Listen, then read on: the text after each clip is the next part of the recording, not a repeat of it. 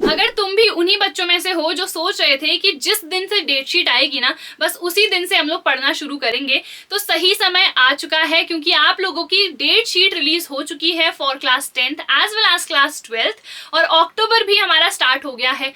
अब से अगर पढ़ना शुरू नहीं करा तो बहुत ज्यादा रिग्रेट करोगे बाद में, क्योंकि हमारे पास लिटरली सिर्फ 3 ही महीने बचे हैं, अक्टूबर, नवंबर, दिसंबर। फिर जैन में हमारे प्रैक्टिकल्स भी होते हैं, हम लोगों को चीजें रिवाइज भी करनी होती है, और फेब तो पता नहीं कहाँ ही चले जाता है, हम लोगों को पता ही नहीं चलता। सो टेक्निकली हम लोगों के पास सिर्फ 3 ही महीने हैं। अब इन 3 महीनों में हम लोगों को कैसे पढ़ना है सो दैट हम बहुत अच्छा स्कोर कर सके, हर एक चीज आज की इस वीडियो में हम लोग डिस्कस करने वाले हैं। So hi everyone, it's me Anjali Verma, और इस चैनल पे मैं मेनली पीसीएम स्टूडेंट्स के लिए वीडियोस बनाती हूँ। I also teach chemistry and maths on this channel. तो अगर अभी तक तुम लोगों ने कुछ भी नहीं पढ़ा है ना तो चैनल को जल्दी से सब्सक्राइब कर लो, क्योंकि वन शॉट लेक्चर्स मैंने ऑलरेडी डाल दिए हैं, जिसमें सिर्फ 1 घंटे में आपका पूरा चैप्टर जो है वो कंप्लीट करा दिया है अलॉन्ग विद क्वेश्चन प्रैक्टिसिंग। तो जल्दी से जाके चैनल पे सारी वीडियोस को देख सकते हो। अब फोकस हम लोगों का इसी वीडियो में रहेगा, तो हम लोग स्टार्ट करते हैं। सबसे पहले ना आप लोगों को डेट शीट को एनालाइज करना है।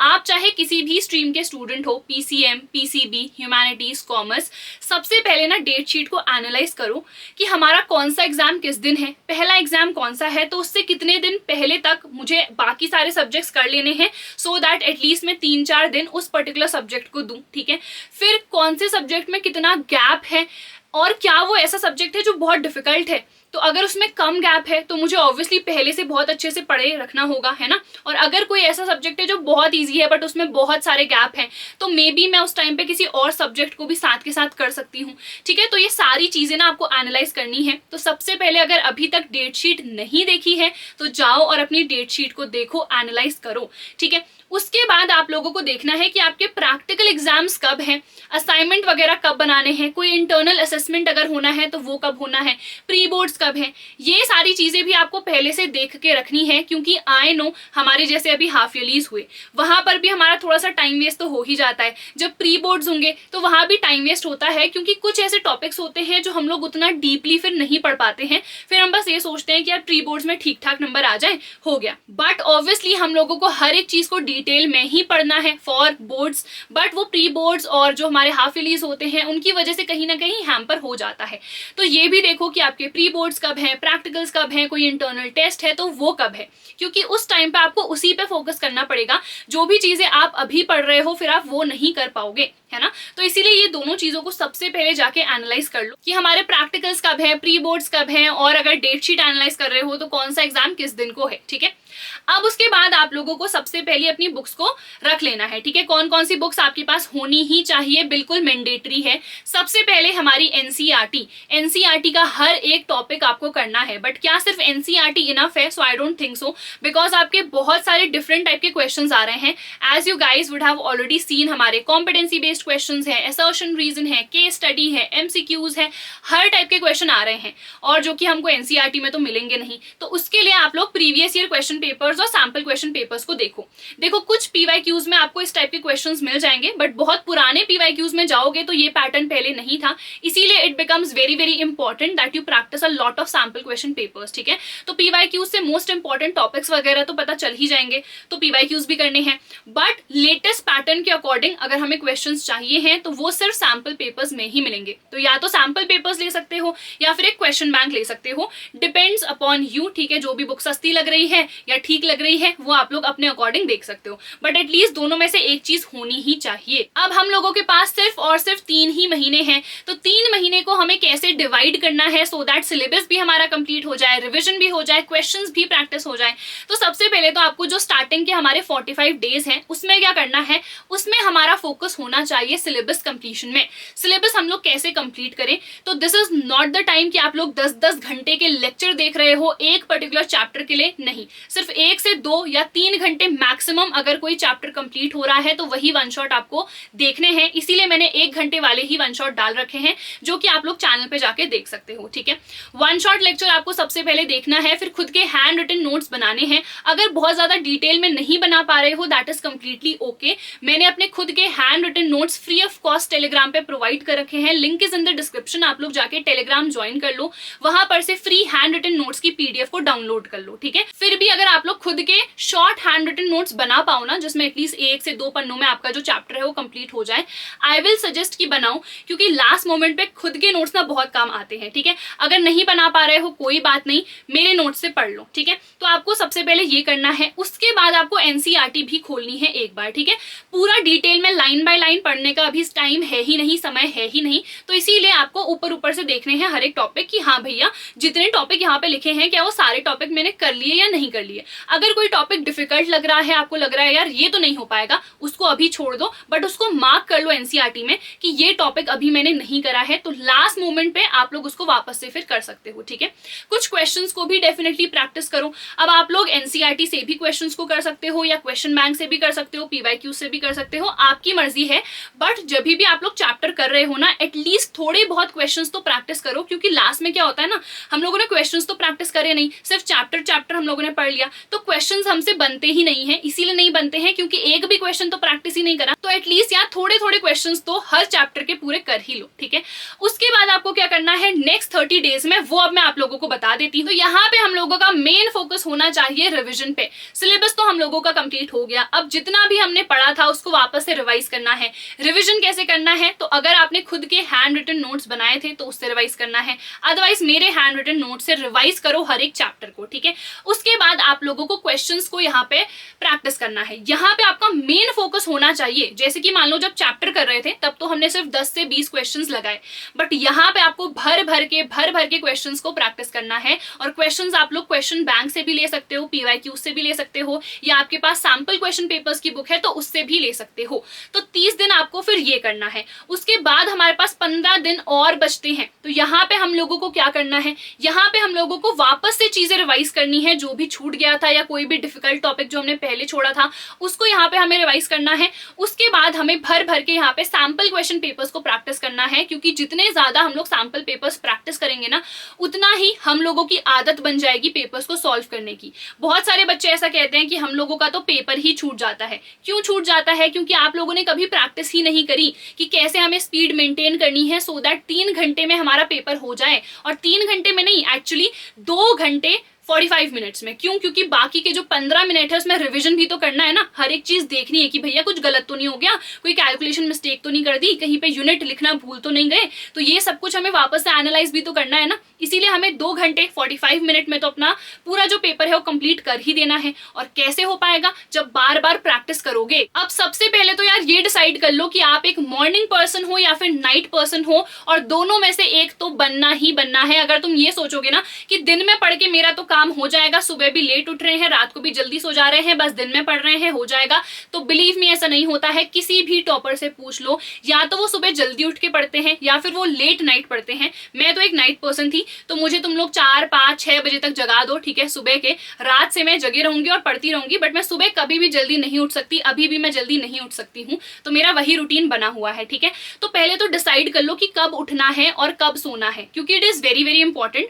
बेनिफिट भी बता देती हूँ। देखो, सुबह जब जल्दी उठते हो ना तो फ्रेश एनर्जी रहती है, तो टाइम भी एक्स्ट्रा है ना हम लोगों के पास, और उस टाइम पे सबसे ज्यादा शांति भी रहती है घर में, तो आप उस टाइम पे पढ़ सकते हो। या रात को सब लोग तो सो जाते हैं तो भी शांति होती है ना, तो या तो आप उस टाइम पे पढ़ सकते हो, बट डिसाइड कि आपको कब पढ़ना है। ठीक है, उसके बाद खुद का टाइम टेबल बनाओ। अब मैंने ना एक टाइम टेबल वीडियो ऑलरेडी बना रखी थी कि आप इस तरीके से पढ़ सकते हो, बट बहुत सारे बच्चे कहते हैं कि हमारा तो स्कूल भी है, कोचिंग भी है, हम कैसे मैनेज करें। तो इसीलिए you guys have to make your own time table. कोई और आके आपके लिए टाइम टेबल नहीं बना सकता है, क्योंकि आपको खुद पता है कितने बजे आप उठ रहे हो, कितने बजे आप सो रहे हो, और कब आपको स्कूल जाना है, कब कोचिंग जाना है।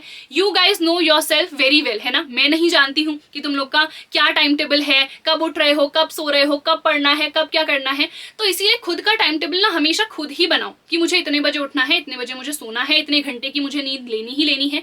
वैसे मैं तो सजेस्ट करूंगी 6 से 7 घंटे एटलीस्ट यार नींद लो, क्योंकि अदरवाइज तो फिर हम कुछ भी फोकस नहीं कर पाते, और फोकस करना भी बहुत ज्यादा जरूरी है। ठीक है, तो अच्छी खासी अपनी नींद भी लो और उसके अकॉर्डिंग अपना टाइम टेबल बना लो। और हाँ, अपनी डेली की एक टू डू लिस्ट भी डेफिनेटली बनाना। जैसे आज रात को मैंने लिख लिया कि कल सुबह मुझे क्या क्या काम करने हैं। ठीक है, जैसे फिजिक्स में मुझे ये चैप्टर करना है, केमिस्ट्री में ये करना है, मैथ्स में ये करना है, जो भी सब्जेक्ट आप लोग ले रहे हो खुद की कॉपी में लिखो कि दूसरे दिन मेरे ये टास्क हैं। फोन वाली टू डू लिस्ट मैं कभी प्रेफर नहीं करती हूँ, मैं हमेशा कॉपी में लिखती हूँ, ठीक है। कॉपी में मैं लिखती हूँ और रात को मार्क भी करती हूँ कि अच्छा ये टास्क थे हुए या नहीं हुए तो रीजन क्या था, क्या मैं डीमोटिवेटेड थी या फिर ऐसे ही मैं घूमने चले गई इसलिए नहीं हो पाया, या फिर लेजी थी मैं इसलिए नहीं हो पाया। तो रीजन भी मेंशन करो कि क्या रीजन है भैया अगर मेरे टास्क कंप्लीट नहीं हो रहे हैं। और कभी भी ना ऐसे टास्क मत लिखो जो तुम्हें पता है कि तुम कर ही नहीं पाओगे, क्योंकि फिर और डिमोटिवेशन आता है कि यार मैं तो कुछ कर ही नहीं पा रही हूँ। तो जितना आपको पता है कि आपकी लिमिट है उतने ही टास्क लिखो, सो दैट रात को जब वो टिक करो ना तो मजा भी आए कि हाँ यार मैंने इनफ पढ़ा है और जितनी चीजें मैंने लिखी थी वो सारी की सारी मैं पूरी भी कर पाई, ठीक है। अब बहुत सारे बच्चे ये पूछते हैं कि हमें डेली कितने घंटे पढ़ना चाहिए, तो मेरे हिसाब से तो 6 से 8 घंटे आपके सेल्फ स्टडी के होने ही चाहिए। अब आई नो बहुत सारे बच्चे कहते हैं कि हमें ट्यूशन भी जाना होता है तो हम लोग नहीं दे सकते हैं सेल्फ स्टडी को इतना ज्यादा टाइम, तो उनको मैं यही सजेस्ट करूंगी कि या तो आप स्कूल से छुट्टी ले सकते हो या फिर आप कोचिंग छोड़ दो और आप यूट्यूब या फिर किसी पेड बैच से पढ़ो, क्योंकि यहाँ पे क्या होगा ना आपके पास टाइम ज्यादा बचेगा, आपको कहीं जाना नहीं है, फिर आना है, फिर आप थक गए हो, फिर चेंज करना है ना। तो ये टाइम जो आपका वेस्ट होता है वो टाइम वेस्ट नहीं होगा अगर आप लोग घर पे सेल्फ स्टडी करोगे तो, ठीक है। एंड इसके अलावा हमें डेली के कितने सब्जेक्ट लेने हैं, तो क्योंकि अभी टाइम हम लोगों के पास कम है, जल्दी जल्दी हमें सिलेबस कंप्लीट करना है, तो एटलीस्ट आप 2 से 3 सब्जेक्ट डेली के ले सकते हो। That also completely depends upon you. जैसे मैं क्या करती थी ना, मैं एक दिन का एक ही लेती थी, जैसे सुबह भी मैंने वही पढ़ा और रात को भी अगर मेरा पढ़ने का मन वही है तो मैं वही पढ़ूंगी, बट अगर मैं सुबह बोर हो गई तो मैं शाम को फिर कोई दूसरा सब्जेक्ट ले लूंगी। तो आप भी इसी तरीके से डिवाइड कर सकते हो, जब आपका जो पढ़ने का मन कर रहा है वो पढ़ो, बट पढ़ो जरूर। अब मैं एक बार ना जो पीसीएम स्टूडेंट्स हैं उनके लिए सब्जेक्ट वाइज स्ट्रैटेजी भी बता देती हूँ। तो सबसे पहले physics, which is one of the most important and scariest subject, ठीक है, मुझे भी सबसे ज्यादा डरावना वही लगता था। तो उसमें हम लोगों को क्या क्या चीजें करनी है, न्यूमेरिकल्स आर मोस्ट इंपॉर्टेंट, और सबसे ज्यादा जो गलतियां हम लोगों से होती है या जो क्वेश्चंस हम लोगों से नहीं बन पाते हैं वो न्यूमेरिकल्स ही हैं। तो हमें भर भर के न्यूमेरिकल्स प्रैक्टिस करने हैं और सबसे ज्यादा फोकस अपना न्यूमेरिकल्स पे रखना है। अगर आप स्टेट बोर्ड से हो तो वहां पे डेरिवेशन ज्यादा आते हैं, बट अगर आप सीबीएसई से हो तो डेरिवेशंस बहुत कम आते हैं, सो डेरिवेशंस पे कम फोकस करना है। जो हमारे कॉम्पिटेंसी बेस्ड क्वेश्चंस है, कॉन्सेप्चुअल क्वेश्चंस है, न्यूमेरिकल्स है, उनमें हम लोगों को ज्यादा फोकस करना है, ठीक है। फिर आ जाते हैं केमिस्ट्री में। केमिस्ट्री में आप लोगों को पता है हमारे मेनली 3 पार्ट्स हैं, फिजिकल, इनऑर्गेनिक एंड ऑर्गेनिक। सबके लिए स्ट्रैटेजी अलग अलग है। सबसे पहले अगर मैं बात करूं फिजिकल केमिस्ट्री की, तो यहाँ पर से न्यूमेरिकल्स और थ्योरी सबसे ज्यादा इंपॉर्टेंट है। इनऑर्गेनिक की बात करूं तो यहाँ पे रिपीटेड क्वेश्चंस आते हैं, तो उन क्वेश्चंस को तो बिल्कुल नहीं छोड़ना है, ठीक है। उसके बाद ऑर्गेनिक केमिस्ट्री की बात करूं तो सारी की सारी नेम रिएक्शंस कर लेना।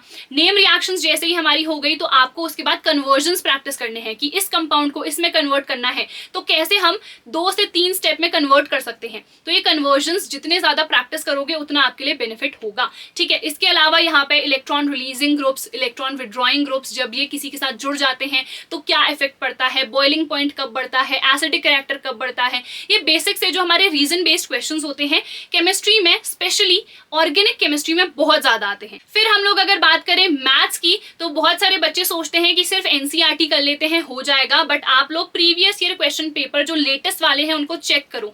एनसीईआरटी से अब पेपर नहीं बन रहा है, so NCERT is not at all enough. तो आपको इसके अलावा या तो रेफरेंस बुक लेनी है, बट अभी रेफरेंस बुक आप पूरी नहीं कर पाओगे, तो आपको कोई क्वेश्चन बैंक ले लेना है या फिर पीवाईक्यूज या सैम्पल क्वेश्चन पेपर्स, बट सिर्फ एनसीईआरटी पे रिलाई मत करो। जो लेटेस्ट पैटर्न के अकॉर्डिंग क्वेश्चंस हैं उनको आप लोग जरूर से जरूर प्रैक्टिस करो। इसके बाद अगर मैं इंग्लिश की बात करूं तो इंग्लिश के लिए समरी वीडियोस एटलीस्ट अभी से देखना शुरू कर दो। ये मत सोचो कि लास्ट में हम लोग पढ़ेंगे इंग्लिश, लास्ट में यार फिर कुछ नहीं हो पाता है। एटलीस्ट अभी से समरी वीडियोस तो देखना शुरू कर ही दो, ठीक है। Same goes for physical education, आपको समरी वीडियोस देखनी है। जकी सौदा अगर फिजिक्स करके हैं और आपको पता है वो फिजिकल एजुकेशन भी पढ़ाते हैं, तो वो बहुत ही बढ़िया वीडियोस डालते हैं फिजिकल एजुकेशन के लिए। शॉर्ट वीडियोस हैं, तो दिन की एक देख ली, शॉर्ट से नोट्स उन्होंने प्रोवाइड कर दिए हैं, वो डाउनलोड कर लिए, सो दैट इज इट। तो इस तरीके से ना आपका फिजिकल एजुकेशन भी हो जाएगा और इंग्लिश भी हो जाएगा, क्योंकि यार लास्ट में ना जब परसेंटेज बनती है ना तो उसमें सिर्फ पीसीएम या पीसीबी नहीं आता है, ये भी हमारे सब्जेक्ट्स हैं, तो हमें इनको भी साथ के साथ पढ़ना है। देन मैंने आप लोगों को बता ही दिया है कि आप लोगों को रिविजन भी करना है। ये नहीं कि यार पढ़ लिया हो गया आप छोड़ देते हैं, नहीं, आप लोगों को जब भी टाइम मिल रहा है ना, जो भी चीजें आप लोगों ने पहले पढ़ ली हैं उनको वापस से रिवाइज करो और डिस्ट्रैक्शंस को दूर कर दो। ये इंस्टाग्राम तो होना ही नहीं चाहिए। यूट्यूब पे भी सिर्फ आप लोग जो पढ़ रहे हो उसको पहले से डाउनलोड कर लो, शॉर्ट्स पे स्क्रॉल स्क्रोलिंग नहीं करनी है, क्योंकि वो ना हम लोगों का सबसे ज्यादा टाइम वेस्ट करता है, ठीक है। इसके अलावा प्रोक्रास्टिनेट भी मत करो। और प्रोक्रास्टिनेशन कैसे रोक सकते हो, जब आप टू डू लिस्ट बनाओगे, जब आपको पता है, आपके दिमाग में चीजें क्लियर है कि मुझे कितने टाइम पे क्या टास्क अपना आज का करना है, ठीक है। इसके अलावा आप लोगों को रट्टा तो बिल्कुल नहीं मारना है। बहुत सारे बच्चे सोचते हैं कि हम ना रट्टा मार लेते हैं और उसके बाद हम जाके सब कुछ वैसा ही लिख देंगे। क्वेश्चन टू द पॉइंट तो अब आते ही नहीं है, घुमा फिरा के आते हैं, तो आपका रट्टा मारने का कुछ भी फायदा नहीं है। इससे अच्छा है जो भी चीजें आप लोग पढ़ रहे हो उसको अच्छे तरीके से समझो। और इसीलिए मैं हमेशा कहती हूँ कि हमेशा जब भी आप नोट्स वगैरह भी बना रहे हो ना, किसी की कॉपी मत करो, खुद की लैंग्वेज में लिखने का ट्राई करो, क्योंकि इससे ना आपका खुद का ब्रेन भी डेवलप होता है कि चाहे कोई भी क्वेश्चन आ जाए उस टॉपिक से रिलेटेड, मैं किस तरीके से आंसर्स को फ्रेम कर सकती हूँ। और आपको मल्टीपल बुक्स में नहीं भटकना है, एक सैंपल पेपर लेना है, एक प्रीवियस ईयर क्वेश्चन पेपर की बुक होनी चाहिए, एक कोई सी रेफरेंस होनी चाहिए। ये नहीं कि 3-4 रेफरेंस भी हैं, इतने सारे सैंपल पेपर लेके आ गए, पूरा कंफ्यूज हो जाओगे। सिर्फ एक सैंपल पेपर की बुक होनी चाहिए। और अगर और भी सैंपल पेपर्स प्रैक्टिस करने हैं तो फिर ऑनलाइन कर सकते हो बाद में, ठीक है। बट एक ही बुक अभी के लिए अपने पास रखनी है, सो दैट दिमाग हमारा ना कंफ्यूज ना हो कि यार ये भी है, कैसे मैं कर पाऊंगी। इतना ज्यादा टेंशन नहीं लेना है, ठीक है। सिर्फ 5 से 10 PYQs करने हैं, सैंपल क्वेश्चन पेपर्स करने हैं, NCERT पे स्टिक रहो। ये सारी चीजें आप लोगों को फॉलो करनी है, ठीक है। लास्ट में मैं आप लोगों को एक छोटा सा मोटिवेशन दे देती हूँ। बहुत सारे बच्चे सोचते हैं कि जो टॉपर है सिर्फ वही टॉप कर सकता है, ऐसा बिल्कुल नहीं होता है। मेरी बहन के खुद के 49 मार्क्स आए थे प्री बोर्ड्स में, बट उसके 94 आए थे इन हर बोर्ड्स। सो विच मीन्स ऐसा नहीं है कि अगर आपको लग रहा है कि अगर मैं टॉपर हूं तभी मैं टॉपर ही रहूंगा, या मैं एवरेज हूं तो मैं टॉपर कभी भी नहीं बन सकता हूं। आप डेफिनेटली टॉपर बन सकते हो, बिकॉज कंसिस्टेंसी सबसे ज्यादा मैटर करती है। ये नहीं कि आप बचपन से टैलेंटेड हो तो आप हमेशा ही ग्रो ही करते रहोगे। अगर आप डेली प्रैक्टिस नहीं करोगे उस चीज की, सो ऑब्वियसली आप लोग सक्सेसफुल नहीं हो पाओगे किसी भी चीज में, ठीक है। तो आई होप यार हर एक चीज आप लोगों को समझ में आ गई होगी। मुझे जल्दी से कॉमेंट बॉक्स में बताओ कि are you guys ready for this challenge. क्या आप लोग ये जो हमारा 90 डेज का चैलेंज है इसको कंप्लीट कर सकते हो या फिर नहीं, एंड कितनी परसेंटेज एक्सपेक्ट कर रहे हो ये भी मुझे जल्दी से कमेंट बॉक्स में बता दो। So that is it for this video. I hope यार इस वीडियो से आप लोगों की काफी हेल्प हुई होगी। अगर हुई है तो वीडियो को लाइक कर देना, चैनल को सब्सक्राइब कर लेना और अपने दोस्तों के साथ इस वीडियो को शेयर कर लेना। सो हम मिलेंगे हमारी अगली वीडियो में। Till then bye everyone, take care and all the best.